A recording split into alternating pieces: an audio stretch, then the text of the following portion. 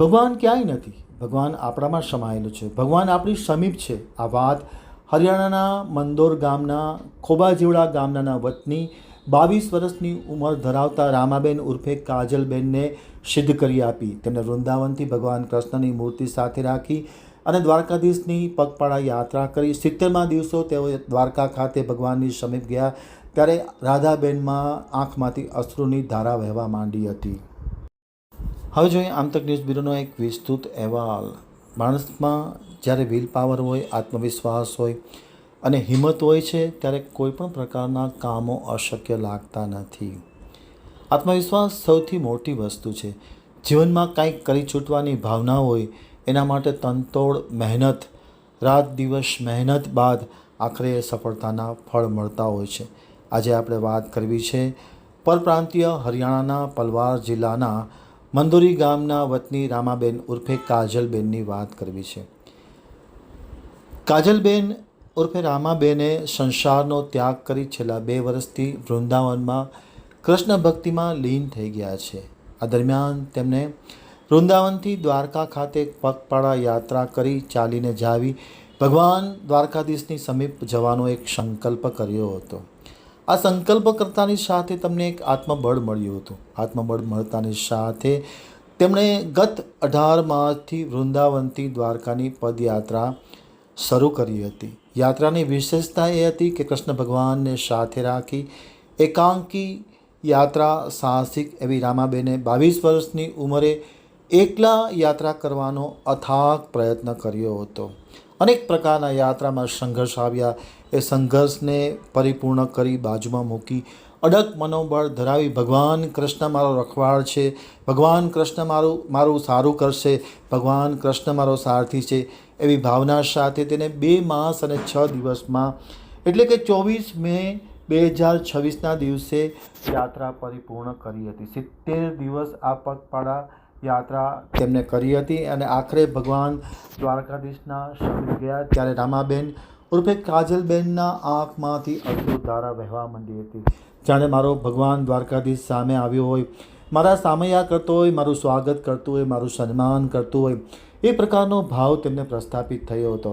અમારા પ્રતિનિધિ સુનિલ મહેતાએ એક આમતક ટીવી ન્યૂઝ વતી લીધેલી મુલાકાતમાં આ સમગ્ર વસ્તુ તેમને કહી હતી. ખાસ કરીને યાત્રા દરમિયાન સંઘના કાર્યકર્તાઓનો ભેટો થયો હતો. આરએસએસના કાર્યકર્તાઓની વ્યવસ્થા અનેરી હોય છે. કહેવાય છે કે રાષ્ટ્રીય સ્વયંસેવક સંઘનો કાર્યકર્તા હંમેશા પોતાને અન્ય લોકોને પરિવારના ભાઈઓ બહેનો માને છે. એમ રામાબેન માટે આરએસએસના કાર્યકર્તાએ જે દિલીપભાઈ છે તેમણે અદ્ભુત વ્યવસ્થા કરી હતી. સૌથી મહત્ત્વની વાત એ છે કે જ્યારે વૃંદાવનથી દ્વારકાની પગપાળા યાત્રા શરૂ કરી ત્યારે રામાબેને ભગવાન કૃષ્ણ પાસે 2 શરત મૂકી હતી કે યાત્રા દરમિયાન હોટલમાં રહીશ નહીં, બહારનું જમીશ નહીં, દરરોજ સજ્જન પરિવારના ત્યાં નિવાસ નહીં મળે તો હું રસ્તા ઉપર નિવાસ કરી લઈશ અને મને ક્યાંય ભોજન નહીં મળે તો હું અલ્પાહાર કરીને પણ ફળાહાર કરીને પણ મારું યાત્રાનું કામ પરિપૂર્ણ કરીશ, પરંતુ હોટલનું ખાઈશ નહીં. આખરે ભગવાનના પ્રેરણારૂપી દિલીપભાઈનો ભેટો થયો, આરએસએસના સૌ ભાઈઓ બહેનોનો ભેટો થયો અને તેમને યાત્રા શરૂ કરી અને આખરે 70મા દિવસે તેઓ ભગવાનને સમીપ ગયા ત્યારે અશ્રુધારા વહેવા માંડી હતી અને આખરે અડોગ મનોબળથી શું નથી કરી શકાતું તેની પ્રતીતિ કાજલબેન રાધાબેને આપી હતી. જ્યાં જ્યાં નિવાસ કર્યો છે બધા પરિવારના આગ્રહને માન આપી પરિવારમાં આભાર દર્શન કરવા માટે બેન નીકળ્યા હતા. ખુદ રાજ્યના મુખ્યમંત્રી ભૂપેન્દ્રભાઈ પટેલે પણ આ રામાબેનની યાત્રાની સુખદ નોંધ લઈ અને તેમને પત્ર પાઠવ્યું છે. હવે જોઈએ રાધાબેન ઉર્ફે કાજલબેનની आमतक टीवी साथी विशेष मुलाकात प्रस्तुत अंशों। ऐसे ही मेरी यात्रा संपूर्ण हुई, अच्छे अच्छे परिवार मिले थे। और उसके बाद जब मैं अहमदाबाद में थी तो लोग बोलते थे कि जैसे ही तू सौराष्ट्र की तरफ जाएगी ना तेरे को बहुत प्रेम अच्छे अच्छे लोग मिलेंगे। तो मैं सोचती थी कि इतने अच्छे लोग हैं और तुमसे भी अच्छे लोग और कितने लोग अच्छे मिलेंगे। और जैसे ही मैं सौराष्ट्र की भूमि की तरफ आने लगी, मैंने पहली बार सौराष्ट्र सुना था, कभी कभी तो मैं महाराष्ट्र बोल देती थी सौराष्ट्र को। तो सौराष्ट्र में आई तो जब देखा कि यहाँ तो रंगमंच ही अलग है, लोगों का भाव प्रेम माया भक्ति वाला प्रेम बहुत ही अलग था। तो ऐसे लग रहा था कि जैसे स्वर्ग लोग में आ गई हूँ मैं, क्योंकि बहुत प्रेम भक्ति वाले बहुत ज़्यादा थे।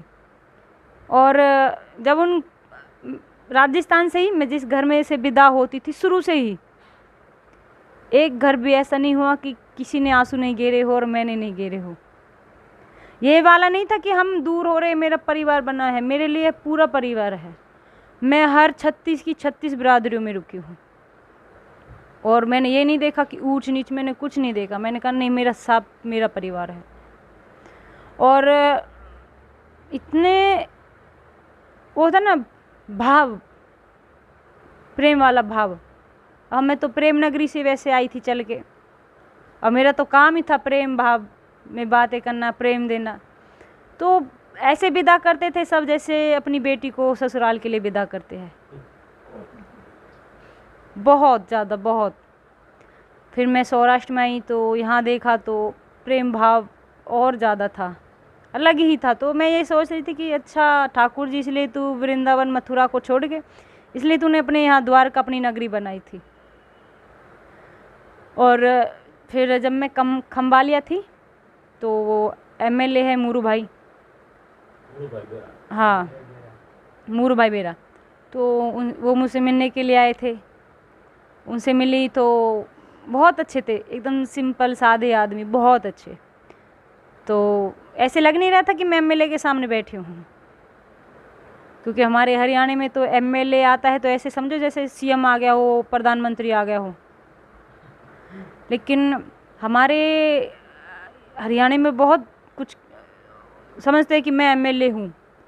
और जैसे ही मैं एमएलए से मिली मूरू भाई से और उनसे बातचीत हुई तो उन्होंने बोला कि बहन जी, इससे आगे रास्ता जैसे ख़राब है। मुझे तो नहीं पता था, उन्होंने बताया कि रास्ता है, सुनसान है, कम सवारी चलती है।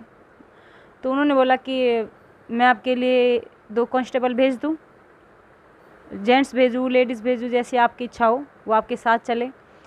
मैंने उनको बोला कि नहीं, मेरे ठाकुर जी मुझे 1200 किलोमीटर यहाँ तक ले आए और मैं 150 किलोमीटर के ऊपर पुलिस कांस्टेबल को लूँ, जो मेरे इतने साथ है, और कांस्टेबल मेरे को द्वारका तक मेरा साथ देंगे। लोग बोलते थे जैसे ही मैं आगे चलती थी कि हम आपके साथ चले पैदल, हम आपके साथ चले पैदल। मैं बोलती कि नहीं, मुझे ज़रूरत नहीं है, तुम लोग मेरा द्वारका तक साथ दोगे, उसके बाद अपने अपने घर चले जाओ। और मेरे ठाकुर जी बोलेंगे मैं वृंदावन से तेरे साथ आ रहा हूँ, और तब तूने इन चंद लोगों का साथ लेके, मुझ पे विश्वास था वो मेरा तोड़ दिया।